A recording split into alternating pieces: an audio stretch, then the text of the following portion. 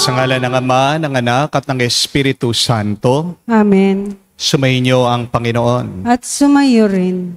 Mga kapatid, habang tinatalaga natin ang ating mga sarili sa kalinisan-isang puso ni Maria, ngayong araw ay pinagdiriwang naman natin ang banal na kapistahan ni San Francisco ng Assisi.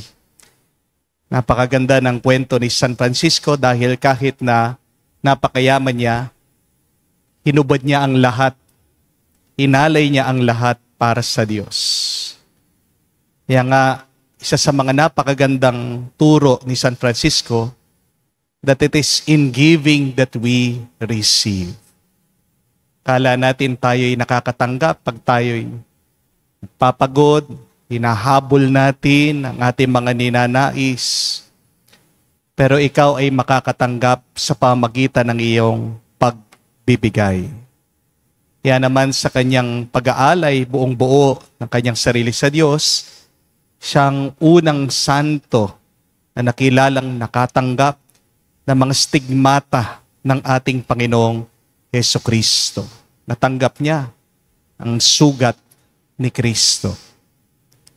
Mga kapatid, kung gusto mong makatanggap din ng milagro sa iyong buhay, ano man ang iyong pinagdarasal, kagalingan, financial breakthrough, pagpapatawad sa taong nakasakit sa iyo, kahit ano man yung mga problema o pagsubok na iyong kinahaharapan ngayon, umpisan mo sa iyong pagpapakumbaba at pag-aalay sa Diyos.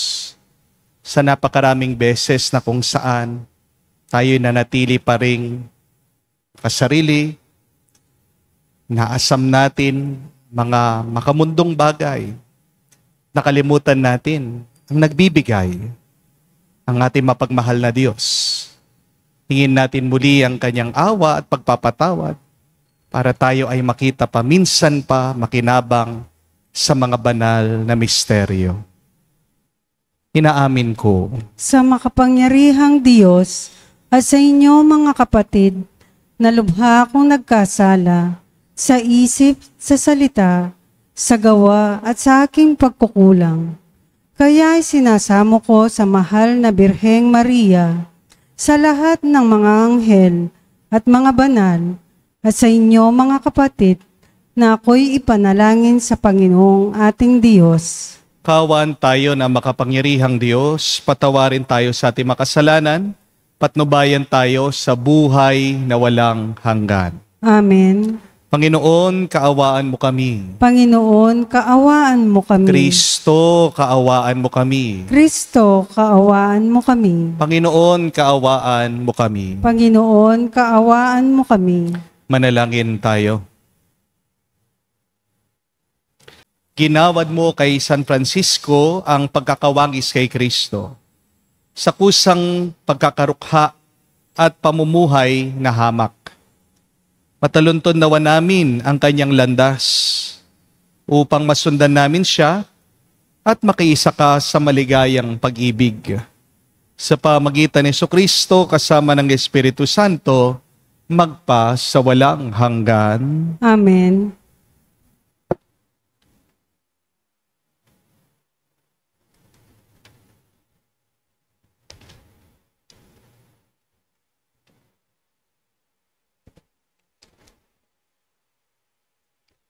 Pagbasa mula sa aklat ni Propeta Baruch.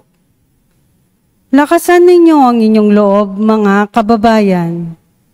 Dahil sa inyo, buhay pa ang bansang Israel.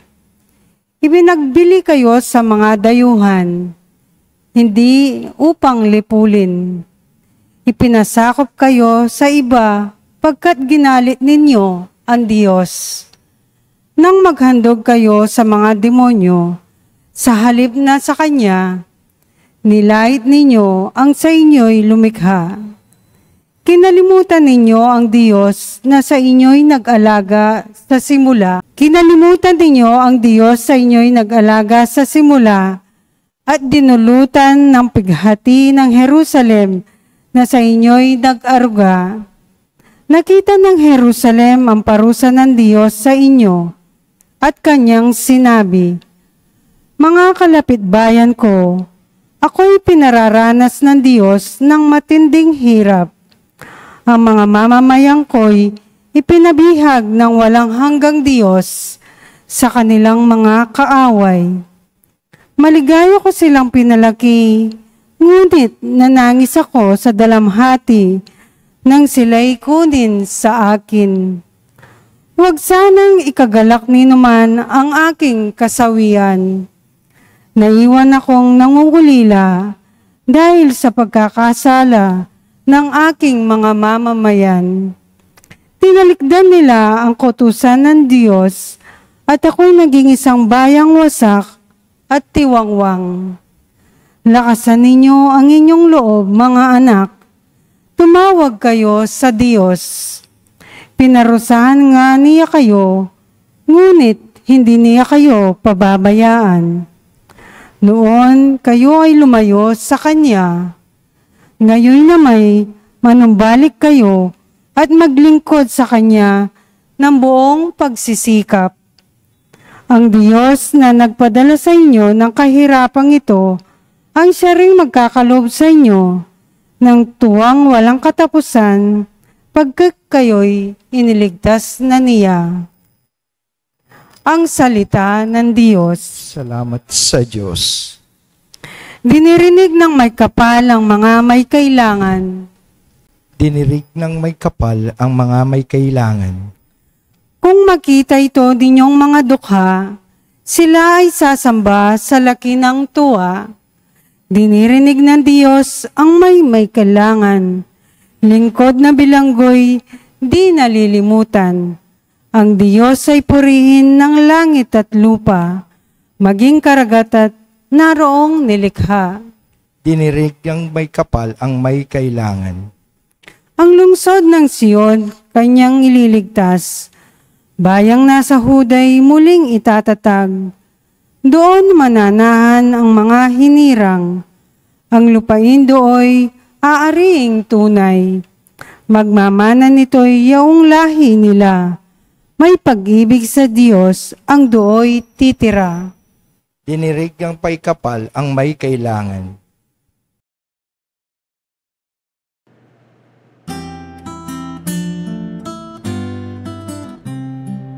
Alleluia, alleluia, alleluia, alleluia, alleluia, alleluia, alleluia, alleluia, alleluia, alleluia, alleluia. Papuri sa Diyos Ama, pagkat ipinahayag niya, hari siya ng mga aba. Alleluia, alleluia. Sumainyo ang Panginoon. At sumayo rin. Ang mabuting balita ng Panginoon ayon kay San Lucas. Papuri sa iyo, Panginoon. Nung panong yun, bumalik na tuwang-tuwa ang 72. Panginoon, sabi nila, kahit po ang mga demonyo ay sumusunod kapag inuutusan namin sa ngalan ninyo. Sumagot si Jesus, nakita ko ang pagkahulog ni Satanas mula sa langit. Parang kidlat.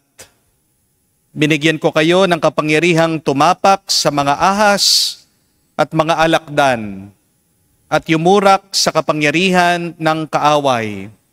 Walang makakapinsala sa inyo.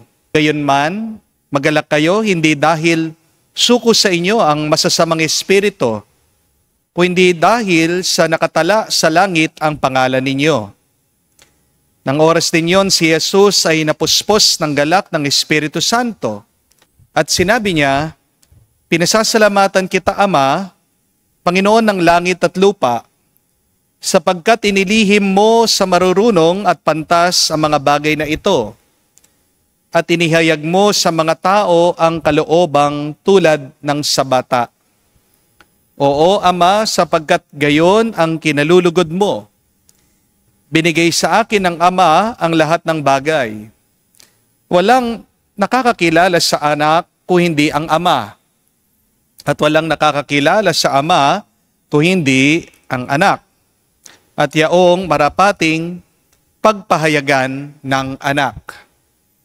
Pumarap si Jesus sa mga alagad at sinabi na di naririnig ng iba, mapalad kayo, sapagkat nakita ninyo ang inyong nakikita ngayon. Sinasabi ko sa inyo, maraming propeta at maraming hari ang nagnanasang makakita ng inyong nakikita, ngunit hindi nila nakita. Hinangad din nilang mapakinggan ang inyong naririnig, ngunit hindi nila napakinggan. Mga kapatid, ang mabuting balita ng ating Panginoon. Pinupuri ka namin, Panginoong Heso Kristo. Magandang araw po muli sa inyong lahat. Kung may isa pong santo na napakalapit sa aking puso, ito po ay si San Francisco ng Assisi na ating inaalala ngayong araw. Hindi ko po makalimutan si San Francisco dahil sa unang parokya ko, siya po ang patron. Siya po ang pintakasi namin. Si San Francisco po ay kinilala o kakilala ng ating simbahan bilang patron ng mga hayop ng kalikasan. Siya po ay isang huwaran ng kababaan ng loob. Pero para po sa akin, si San Francisco ay isa ding pong builder. Isa po siyang tagagawa. Ang kwento po kasi, nung hinahanap daw ni San Francisco kung ano ang kagustuhan ng Diyos para sa kanyang buhay. Araw-araw daw ay pumupunta siya, nagdarasal sa isang maliit at sira-sirang simbahan doon po sa San Damiano. Habang siya daw po ay nakaluhod sa isang krus, narinig daw po ni San Francisco ang boses ng Diyos mismo na sinasabi sa kanya, Francisco, ayusin mo ang aking simbahan na nakikita mong nasisira. Francis, repair my church, which you see is falling into ruin. Inisip po nung una ni San Francisco na ang pinapagawa ng Diyos sa kanya ay yung mismong kapilya. Kaya naman, yun po ang kanyang inayos. Kumuha daw po ng mga bato at kahoy si San Francisco at inumpisan pong i-repair, gawin yung mga dingding, yung hagdanan. Pero kalaunan, pagkatapos po ng maraming pagmumuni-muni at pananalangin, naisip daw po ni San Francisco na may mas malalim pang pinapagawa o pinaparepair ang Diyos sa kanya. Napagtanto niya, kailangan ayusin ang spiritual na kalagayan ng Santa Iglesia. God was really calling him not only for the repair of the church building, but God really wanted him to become an instrument for the renewal and the restoration of the whole church. God was really calling him not only for the repair of the physical building, the physical church, but God was really calling him to renew and to restore the whole church spiritually through a life of poverty, humility, love for Christ, and service to others. Isa pong nakaka-inspire na santo si San Francisco ng Assisi. Dahil sabi nga niya, preach the gospel always, and if necessary, use words.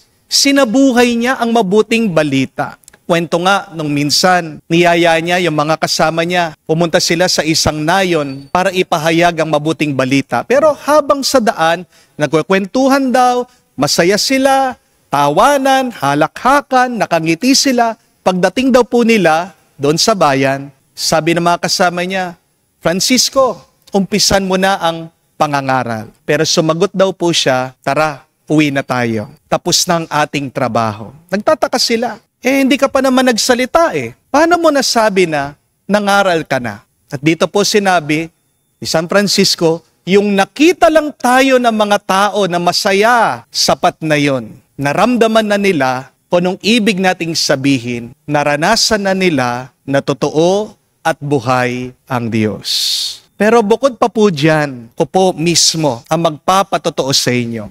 Hindi lang po santo na nagbibigay ng tuwa at galak si San Francisco. Pero isa po siyang makapangyarihang tagapamagitan kapag tayo'y nagdarasa. Kung kayo po ay lalapit, magdarasal kay San Francisco, makakaranas po kayo ng milagro. Noong pong 2016, ako po ay na-assign sa aking unang parokya sa San Francisco, Magalang. At kamukha po ng kwento ni San Francisco, dinatnan ko po ang isang simbahang sira-sira. Basag po ang sound system ng simbahan, kailangan na pong mapinturahan ng parokya. Pundido po ang ilang ilaw, napakadilim sa loob ng simbahan. Tumutulo po ang bubungan. Bulok na po ang kisame doon sa opisina. Inaanay po ang ilang cabinet.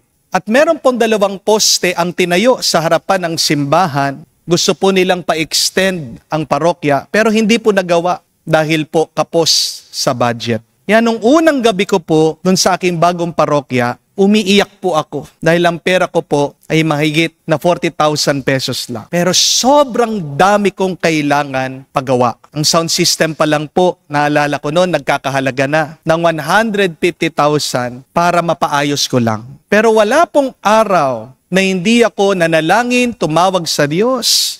Wala pong araw na hindi ako lumapit kay San Francisco dahil naniniwala ako ng simbahan na yon ay hindi ko lang simbahan kung hindi simbahan niya. At inumpisan po namin paggawa itong simbahan kahit na wala kaming masyadong budget. Nung sa unang parokya ko po, inumpisan namin ang debosyon kay San Francisco. At alam niyo po kung ano nangyari. Una, dumami ang mga tao. Sumaya po, sumigla ang parokya. Pero pangalawa, unti-unti, dumating po ang mga donasyon. Merong mga tao, hindi ko man sila kakilala, pero kusa silang nagbibigay. Meron po akong isang karanasan na hindi ko makalimutan. Isang araw, bigla na lang, merong isang babae kasama niya ang kanyang anak. Dumating po sa parokya, nagbibigay po ng 100,000 nakatseke. Nung tinanong po namin, paano po niya nalaman na kami nagpapagawa? At sumagot po itong babae na araw-araw napapadaan daw po siya doon sa parokya namin at meron daw pong isang lalaki, isang tao na parang tinatawag sila na pumasok sa simbahan. Nagtatanong kami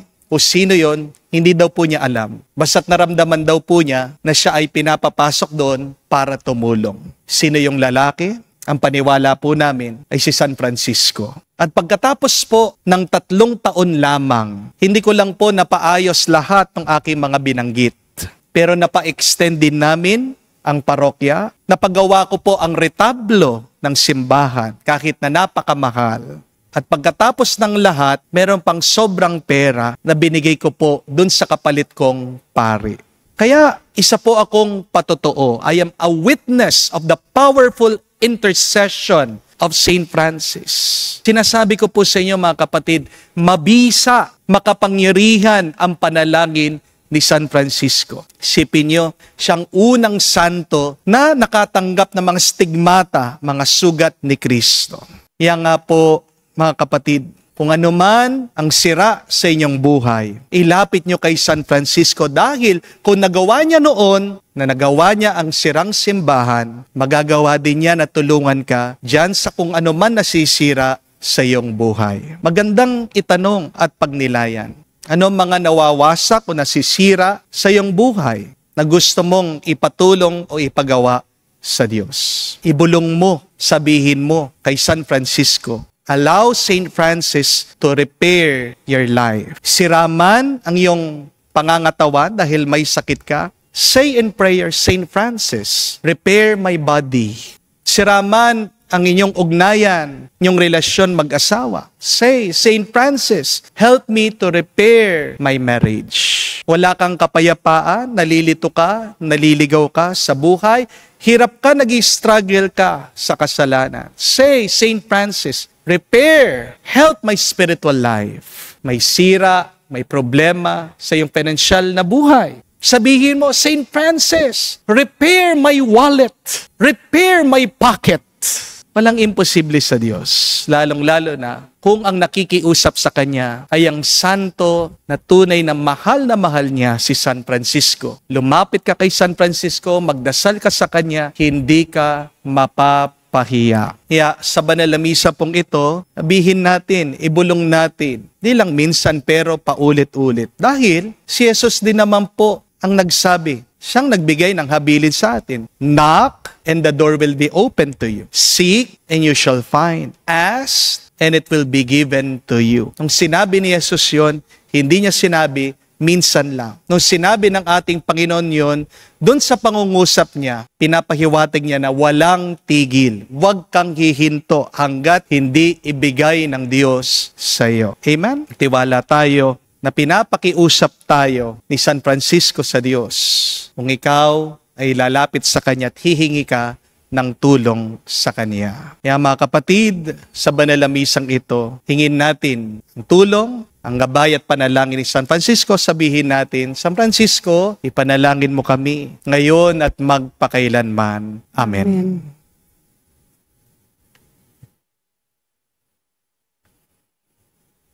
Manalangin tayo sa ating Ama sa tulong na makapangyarihang pamamagitan ng Mahal na Birhen Maria at ang santo na ating inaalala si San Francisco ng Assisi. Ating sabihin, Panginoon, dinggin mo kami. Panginoon, dinggin mo kami.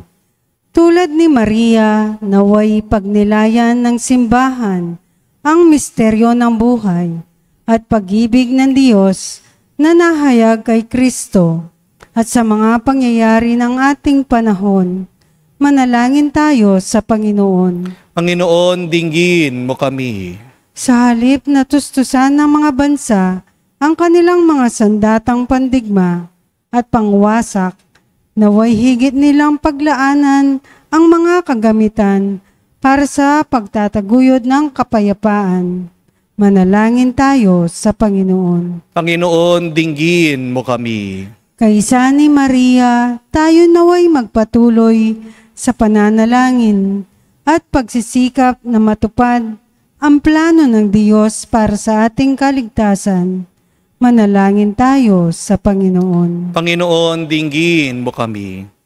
Sabihin natin ngayon sa Diyos ang ating mga personal na pangangailangan.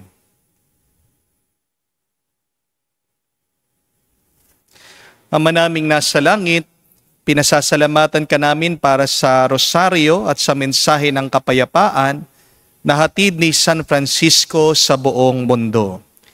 Hinihiling namin ito sa pamagitan ni Kristo, aming Panginoon. Amen.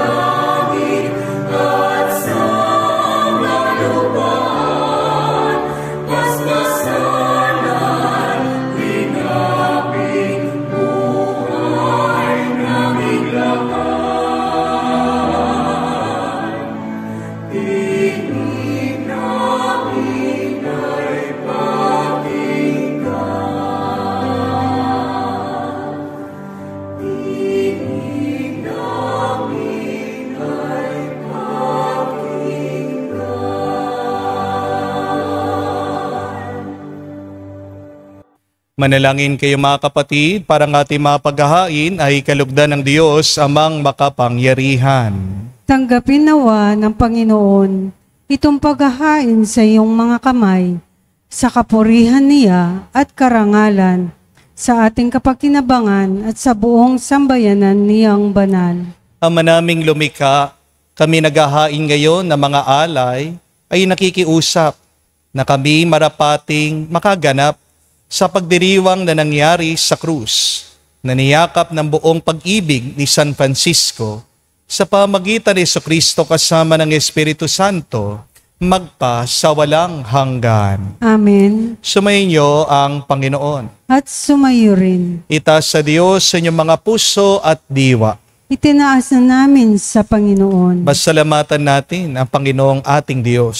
Marapat na siya ay pasalamatan. Ama naming makapangyarihan, tunay nga marapat ikaw ang aming pasalamatan. Ikaw ang nagniningning sa piling ng mga banal, na kinararangal mo sa kanilang kabutihan. Binigay mo silang huwaran namin araw-araw at katuwang sa pagsamba sa iyong kamahalan. Sa pamagitan ng anak mong si Jesucristo, kami naliligid ng mga banal na tao. Sila'y mga saksi ng pananalig sa iyo, ay magaganap namin sa ikararangal mo. Kaya kaisa ng mga anghel nagsisiawit ng papuri sa iyo. Nang walang humpay sa kalangitan, kami nagbubunyi sa iyong kadakilaan.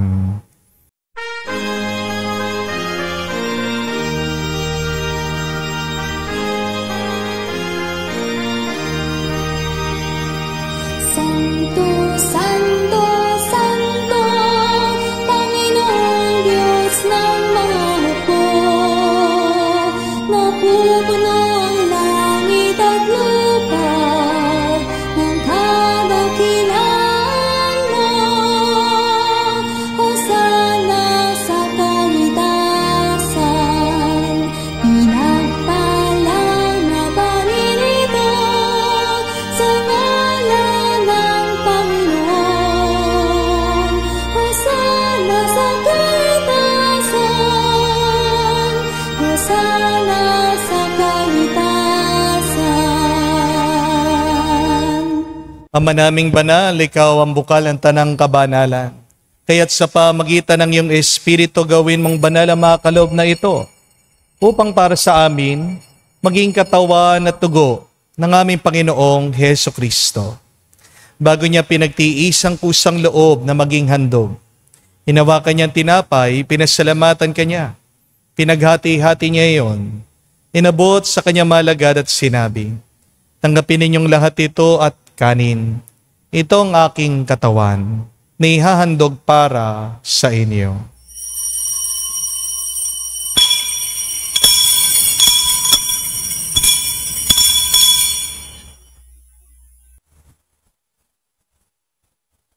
Gayon din naman na matapos ang hapunan, hinawakan niyang kalis, muli kanyang pinasalamatan. Nabot niya ang kalis sa kanyang malagad at sinabi, tanggapin ninyong lahat ito at inumin. Ito ang kalis ng aking dugo, ng bago at walang hanggang tipan. Ang aking dugo na ibubuhos para sa inyo at para sa lahat, sa ipagpapatawad ng mga kasalanan. Gawin ninyo ito sa pag-alaala sa akin.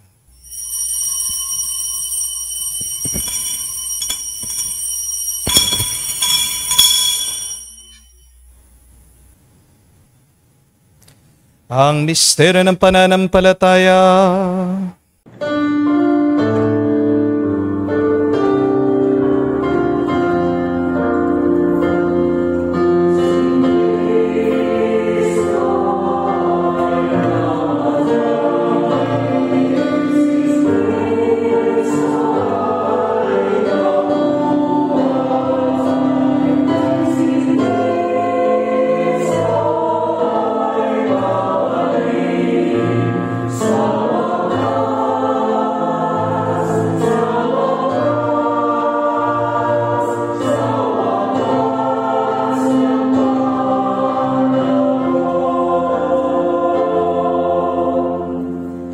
Ama, ginagawa namin ngayon ang pag-aalaala sa pagkamatay at muling pagkabuhay ng iyong anak.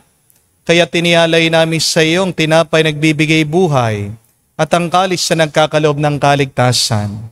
Kami nagpapasalamat dahil kami iyong minarapat na tumayo sa harap mo para maglingkod sa iyo.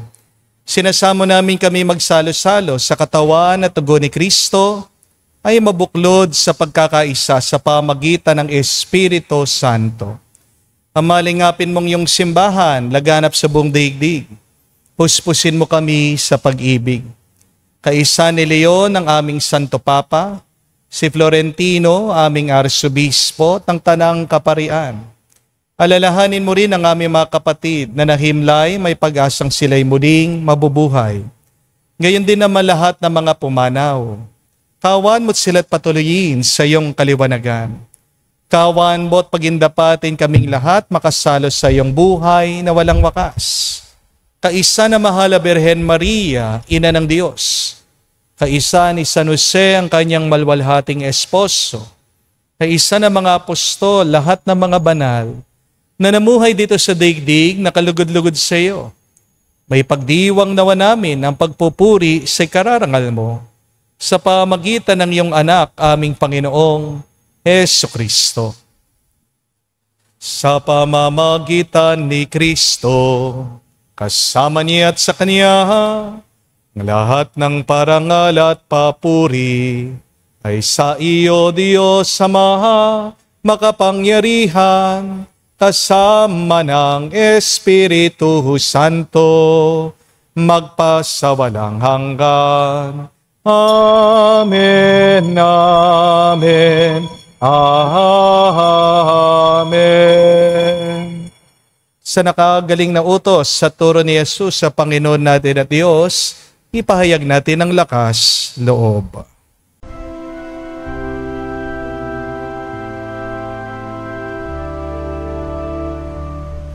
Ama namin, sumasalangit ka, sambahin ang ngalan mo, mapasa amin ang kaharian mo, sundin ang loob mo dito sa lupa, para nang sa langit. Bigyan mo kami ngayon ng aming kakanin sa araw-araw, at patawarin mo kami sa aming mga sala, para ng pagpapatawad namin sa nagkakasala sa amin. At huwag mo kaming ipahintulot sa tukso, at iadya mo kami sa lahat ng masama. Hinihiling namin kami adya sa lahat ng masama, pagkalooban ng kapayapaan araw-araw, ligtas sa kasalanan, ilayo sa lahat ng kapahamakan, samantalang aming pinanabikan ang dakilang araw ng pagpapahayag ng tagapagligtas naming si Hesukristo. Sapagkat iyo ang kaharian at ang kapangyarihan at ang kapurihan magpakailanman. Amen. Panginoong Hesukristo, sinabi mo sa mga apostol, kapayapaan ang iniiwan ko sa inyo, ang aking kapayapaan binibigay ko sa inyo. Tungayan mo ang aming pananampalataya at huwag ang aming pagkakasala. Pagkalooban mo kami ng kapayapaan at pagkakaisa ayon sa iyong kalooban, kasama ng Espiritu Santo, magpa sa walang hanggan. Amen. Kapayapaan ng Panginoon ay laging sumainyo. At sumayo rin. Magbigayan po kayo ng kapayapaan sa bawat isa. Piso niyo po, kapayapaan po sa inyong lahat.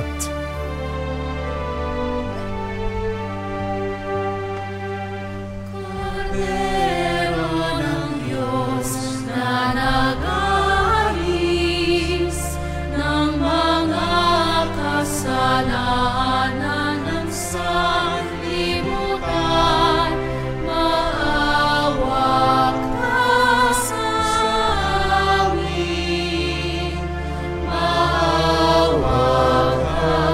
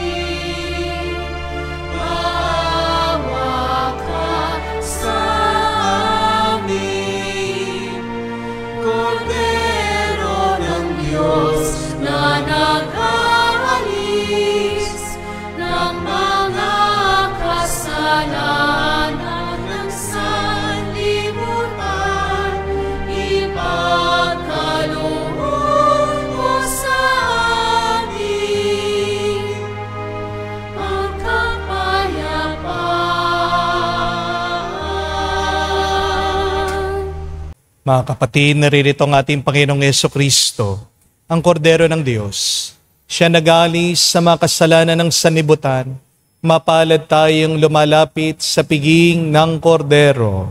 Panginoon, hindi ako karapat-dapat na magpatuloy sa iyo. Ngunit sa isang salita mo lamang ay gagaling na ako.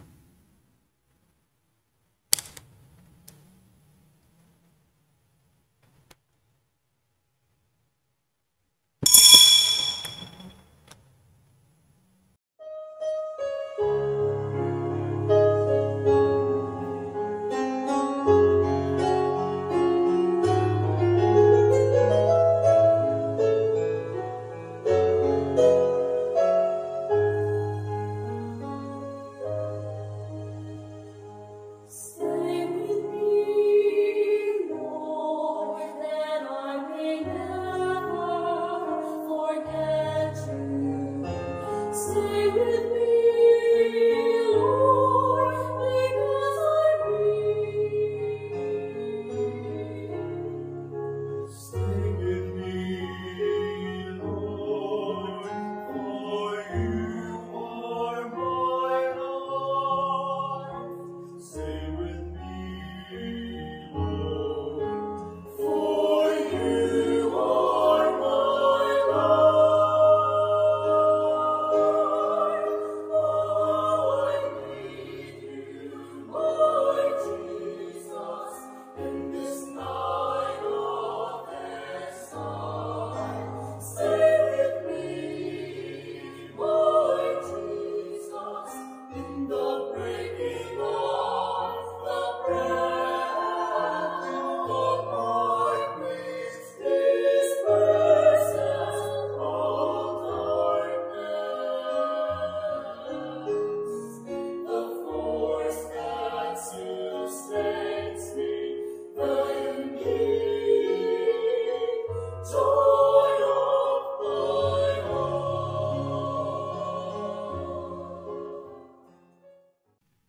Mga kapatid, ilagay niyo po ngayon ang inyong mga kanang kamay sa inyong dibdib at sabay-sabay natin dasalin in the miraculous prayer of Padre Pio for the quick recovery and healing of our sick brothers and sisters. Heavenly Father, I thank you for loving me. I thank you for sending your Son, our Lord Jesus Christ, to the world to save and to set us free. I trust in your power and grace that sustain and restore us. Loving Father, touch us now with your healing hands, for I believe that your will is for us to be well in mind, body, soul, and spirit. Cover us with the most precious blood of your Son, our Lord Jesus Christ, from the top of our head to the soles of our feet. Cast out anything that should not be in us. Root out any unhealthy and abnormal cells. Open any blocked arteries or veins, and rebuild and replenish any damaged areas. Remove all inflammation and cleanse any infection by the power of Jesus' precious blood. Let the fire of your healing love pass through our entire body to heal and to make new any disease areas, so that our body will function the way you created it to function. Touch also our mind and our emotion, even the deepest recesses of our heart. Saturate our entire being with your presence, love, joy, and peace, and draw us ever closer to you every moment of our life. And Father, fill us with your Holy Spirit and empower us to do your works so that our life will bring glory and honor to your holy name. We ask this in the name of Jesus Christ, our Lord. Amen. We ask for the intercession of our Blessed Mother, Mary. Hail Mary, full of grace, the Lord is with you. Blessed are you among women, and blessed is the fruit of your womb, Jesus. Holy Mary, Mother of God, pray for us sinners, now and at the hour of our death. Amen. Padre Pio Petralcina, Pray for us. Manalangin tayo. Ama namin mapagmahal, kami pinagsalo mo sa banal na pakikinabang, ay gawin mo sa pagtulad sa pag-ibig at malasakit ni San Francisco, magkamit sa pagmamahal mo. at makapag-ukol nito sa kapakanan ng lahat ng tao. Sa pamagitan ni Jesucristo kasama ng Espiritu Santo, magpa sa walang hanggan. Amen. Ano ang gusto mong ipa-repair o ipagawa sa Diyos sa iyong buhay? Anong aspeto ng iyong buhay ang sira ngayon na gusto mong ipatulong kay San Francisco? Maaaring meron kang hinihiling o pinagdarasal, pero magandang itanong din, yan ba ang pinapagawa ng Diyos sa iyo? Maaaring yan ang gusto mong maayos, pero merong ibang pinapaayos ang Diyos sa iyong buhay. So, before asking the Lord, Lord, repair my life, ask, Lord, what part in my life should I focus? Should I ask for a repair? At malalaman mo lang yung sagot na yon kung mananalangin ka, kung magdarasal ka. At hari nawa, bigyan mo ng konting katahimikan ang iyong sarili because God speaks to you in silence. Baka meron kang ibang gusto, hindi yan kagustuhan ng Diyos. Kaya nananatiling sira ang iyong buhay. At para magawa ang iyong buhay, huwag ka lang magdasal. Magpakumbaba ka. The first step for any repair is humility. Naayos ang lahat kung marunong kang magpakumbaba. Ang sasakyan na gumagalaw, hindi mo maaayos yan. Di po ba? Ang computer na gumagana, para maalis mo yung virus, kailangan mo munang pahintuin sa mga operations niya. Di po ba? So you need to stop. You need to humble yourself. Ibig sabihin, kailangan mong ilagay ang iyong sarili sa kamay ng Diyos para maayos talaga kung ano ang problema ng iyong buhay. Yan ang ating dasal, panalangin. Huwag lang tayong humingi kay San Francisco, Francis, help me to repair my life. But Lord, teach me what should I focus, what should be repaired in my life. And Lord, give me the humility to accept your will. Sumayin niyo ang Panginoon. At sumayo rin. At kayo basbasa ng Diyos, makapangyarihan sa lahat, sa ngalan ng Ama, ng Anak, ng Espiritu Santo. Amen. Ang ating misa ay natapos na. Humayo kayo sa kapayapaan ni Kristo. Salamat sa Diyos.